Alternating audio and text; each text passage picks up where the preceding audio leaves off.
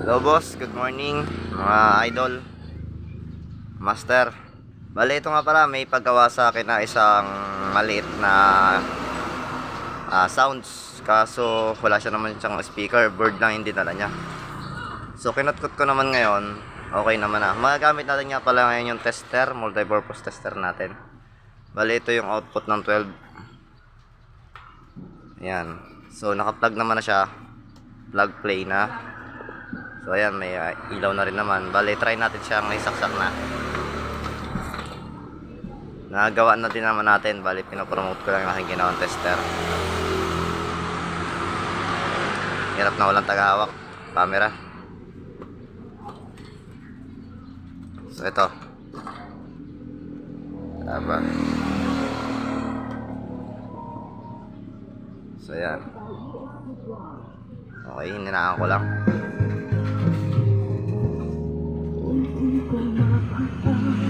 Bale, naging trouble nga pala ng ampli na to ay cutboard. Yung amplifier IC nya, marami na yung cut na hindi na putulahinang. Bale, ngayon syempre para lang mapatunog, jinumper muna natin. So ayan, sa dami ng jumper.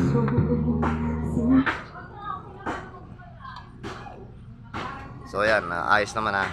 Bale, hanggang gagamitin naman natin ngayon yung ating multipurpose na sa backlight. Ito pwede rin kasi ito pang backlight.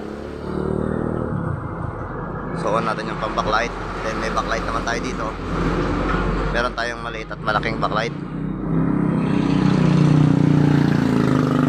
So ito, may backlight tayo na maliit, ilaw na maliit. Tapos na-try natin yung backlight. Hirap na walang taga-kapit. So ayan, makikita nyo rin naman.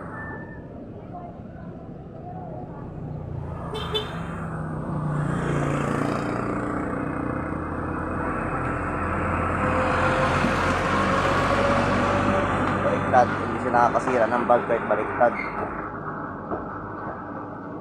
Oh. So yan, kahit pagbaliktad siya, hindi siya nakakasira ng ilaw. Yung kagandahan lang dito, hindi siya nakakakuryente. Oh.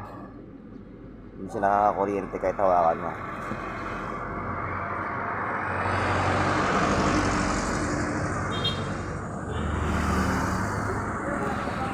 So ayan mga loads. So okay naman siya pang backlight.